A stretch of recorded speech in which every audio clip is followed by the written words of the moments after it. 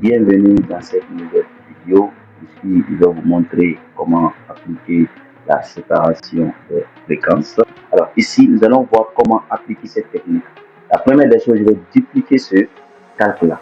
Je fais CTRL J une fois, CTRL J deux fois. Et après avoir effectué cela, je nomme mes calques, mais en les groupant d'abord. Je les mets dans ce groupe. Ici, je mets FS, ce qui veut dire séparation de fréquences.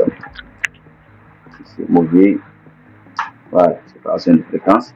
Alors ici, je vais regarder l'image. Ici, je suis à 8 bits. Donc, comme l'image est à 8 bits, je sais comment appliquer cette technique sur des images de 8 bits.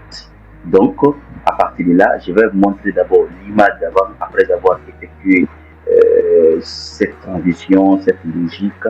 Comme vous le voyez ici, voici l'image avant. Avant, après. Avant, après. Donc, je vais vous montrer comment appliquer toutes ces techniques sur cette image-ci.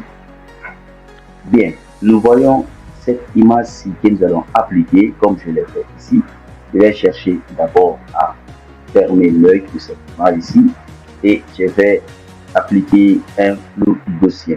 Donc, le gaussien. Et là, comme je suis à 16 bits, moi, je vais chercher à diminuer mon flux. Donc, je le mets ici à 8. Je me mets ici l'angle à 0%, je ne coche à rien, je ne coche à rien. Et puis, à partir de là, je peux voir ce que je peux faire ici. Alors, à partir de là, je vais chercher à éliminer d'abord le plus que je vois sur. Vous voyez, donc le plus est là. Alors, qu'est-ce qui va me permettre d'enlever ça?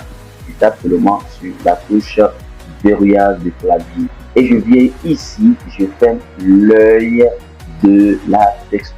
Dès que je ferme seulement, et je vois seulement quelle est la couleur. Il n'y a plus de texture, je vois seulement quelle est la couleur. Cette couleur-là, je vais chercher à mélanger à ce que la peau soit vraiment lisse, mais aussi réaliste. Donc, je m'approche un peu, je règle ici la taille de mon pinceau et je commence à mélanger les couleurs. C'est-à-dire, lors du mélange de couleurs, il ne faut jamais mélanger les tons foncés sur les tons clairs. Voici le ton clair, voici les tons foncés. Il ne faut jamais mélanger les deux de façon. Parce que quand vous faites comme ça, vous voyez, non? Ton clair, vous voyez? Combien de fois? Vous voyez, non? Donc, on ne fait jamais ça. Tu fais ça, tu vas donner un côté très vilain ici à ton image. Donc, pour ce, vous mélangez les tons clairs. Clair, donc on sait aussi la même chose, etc. Donc, c'est ce que je vais faire tout à l'heure. Donc, commencer par mélanger ce nom. Ici, voilà, je commence par là. Je vais mélanger tout ceci là. C'est le même ton. Voilà, je vais mélanger tout ceci. Je viens par là. Je vais mélanger tout ceci. Voilà, je diminue la taille de mon pinceau.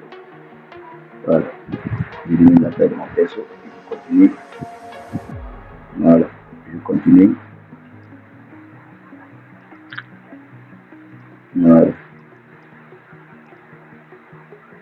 Voilà. Voilà. Ça aussi, je mélange.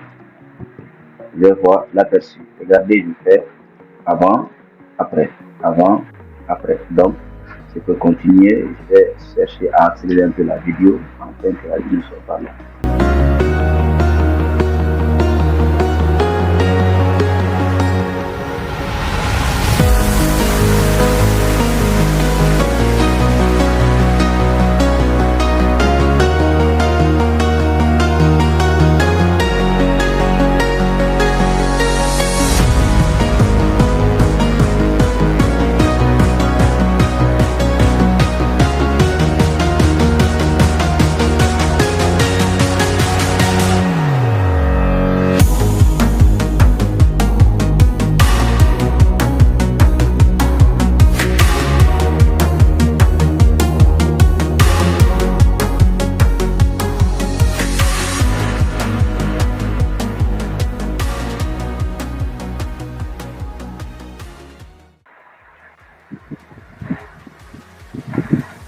Donc, nous voilà, nous sommes à thème de notre touche ici. Je pense qu'on a fini de tisser. Donc, je vais essayer de ouvrir l'œil. Voilà. Donc, comme vous le voyez ici, j'ai le avant, après, avant, après. Voilà.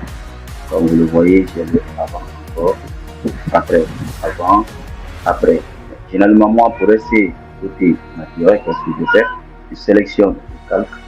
Je vais, ici, c'était pas,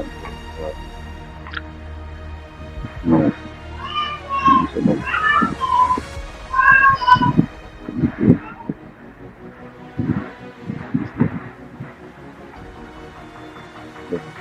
Ici, je vais me placer le avant.